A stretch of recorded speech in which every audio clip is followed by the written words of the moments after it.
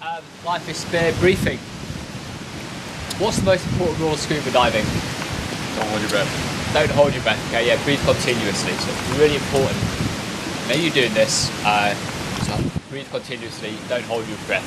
You'll sometimes find yourself doing it once or twice. It's important not to hold your breath. It's part of the basic rule of scuba diving.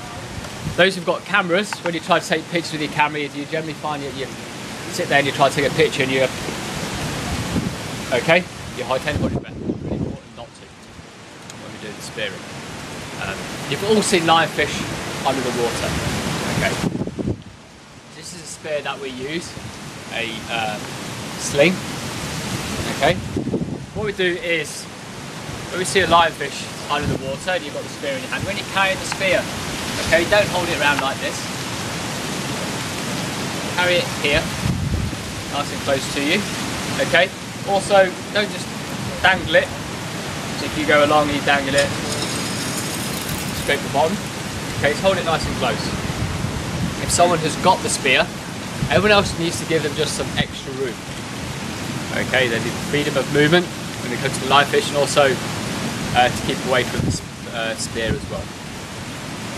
So if you see a lionfish, okay, you've seen how they behave under the water. If you see a fish and you start swimming towards it really quickly, that fish starts getting defensive. The same with the lionfish. You'll see, they'll notice, you'll turn around and they'll put the spines, the venomous spines, towards you. You see a lionfish, you don't need to go any quicker than you normally swim. Okay? So when you see one and you approach, a couple of things you have to think about. One is, what is behind the lionfish? Okay? If you've got a nice coral or sponge right here, okay, you strike the lionfish and you push the fish into the coral and the sponge, you end up damaging the substrate, bottom. You're kind of defeating the purpose of what we're doing, okay? You have to think the angle of approach. Another one, you also have to think about how high do you tension on these. You see this one is already broken, okay? So when you approach, you need to put tension onto the spear.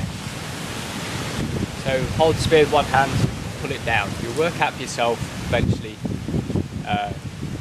how tight you have to put it. If you put it and put as much tension on it every single time, okay, that's how these bands break. Okay, it's also a real good way that you strike the lionfish every single time. The point's going to go through, you're going to hit the bottom. So even if you're doing this, real good chance of hitting the coral sponge every single time, and you're blunt off the blades the more times you go through. So you don't have to put the maximum amount of tension every single time. Just enough is adequate. You never swim around holding a lionfish spear like this under tension either.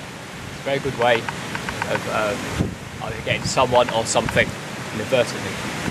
So you see it, you see the lionfish. Come up to it, breathe normally, approach nice and normal. You hold the spear out in front of you like this, not like that. Okay, hold it out like that. If you're trying to shoot a bow and arrow or a gun, bow and arrow if you're English, gun if you're American, the line of sight, okay, you can see a lot better down the line of sight. Okay, you hold it out in front of you. You approach, imagine this is the side of the lionfish. Okay, aiming for the head. Okay, so you aim for the head. You don't hold it 6, 8 to maybe 12 inches away from the lionfish. Any further away, okay, chances are the actual distance and now the force required to actually get there, you might not get it. If you get too close to it, imagine if I hold this right close to your personal body space, what's going to happen? The fish is probably going to swim off. You're there to try to spear it, not tickle it. What you do is you hold it out in front of you, and when you're ready, you let go, and you just hold it like that. You aim for the head. If you do strike the lionfish, okay, just hold on to the spear, okay, push gently on and hold on to it. One of us will then come over and take the spear off you and put the lionfish into the bag. Don't get the spear and pull it towards you, go, yeah, got a lionfish. What can happen is the lionfish can come off the spear if you just pull it straight back towards you. Don't get it and go, hey, look what I've got. Okay, especially if you're handing the spear with the lionfish on the end of it towards us. Okay, we don't appreciate having 17 venomous spines put into our face. We do have these spears, do have little barbs on to help prevent the lionfish coming off. You just see them here. Okay, they do help prevent it coming off. If you approach from the side, find a bigger target for the lionfish. Okay, you can sometimes see the spear coming, so it does have a better chance of actually moving. That's why you don't want to get too close. They do have that sixth sense, that lateral line running along them, to detect water pressure movement.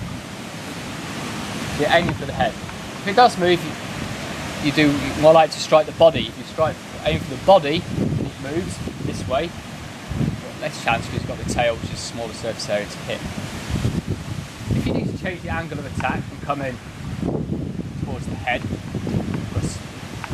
down the side here you've got a nice beautiful plate coral, you're going to damage it, or a nice sponge here. Okay, you have to come in for the face shot, the head. Okay, provide a smaller surface area, a smaller target, but the lionfish never sees the spear coming, it will not move. You get it? It's not going to move. As well. Other ways to come in, sometimes if you're gentle enough, you can actually get the spear and just knock the lionfish and it'll move a little bit. A bit more to take it out into the open, so it's over some sand or some rock. Once you've got that, then you can actually spear it. You don't tend to swim off too hard if you just gently tap them. Maybe if they're on the barrel sponge, down the side of a barrel sponge, just knock them and they'll come away. Very gently. If, however, you miss, there's a chance that you might miss. Okay, occasionally the fish will just swim off and it'll go under a crevice. Or probably just best leaving it, maybe give the spear to someone else to get it.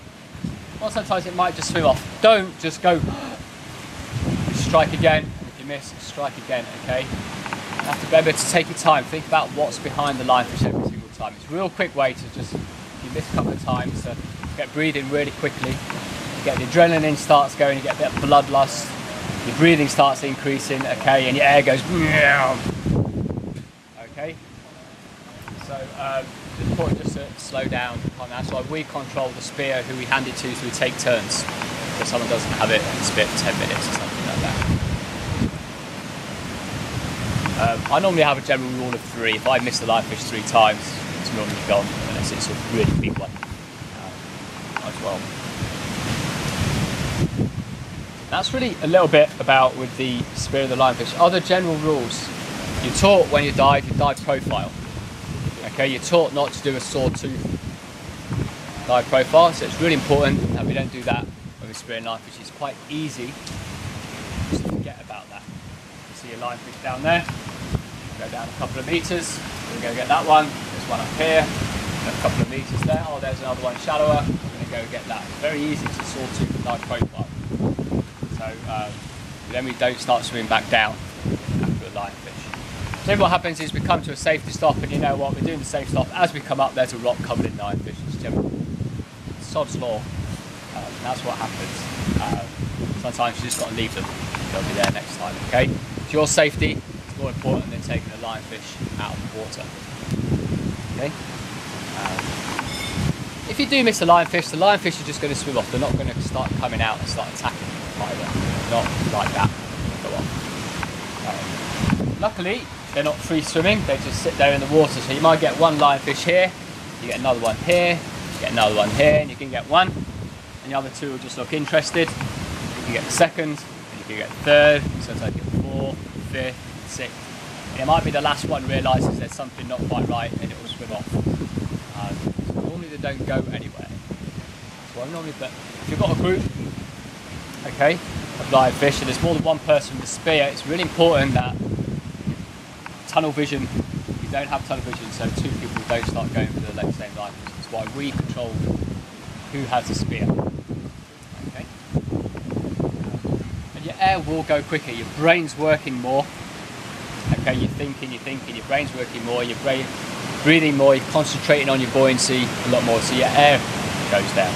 So another reason we have the 60-foot or the 18-metre limit of maximum depth for spear knife, which is basically for the air consumption as well, so that you still get the most out of the dive while spearing. You're spearing at 30 metres, 25 metres, kind of like 185 feet.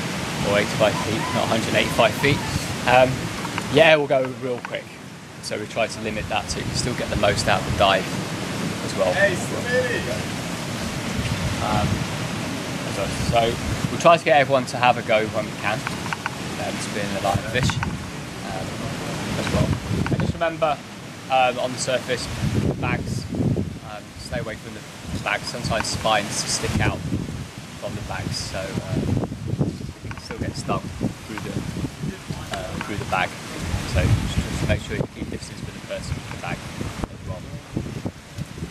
I think that's basically it. If I missed anything, Tracy, you've not been paying attention, have you? You have.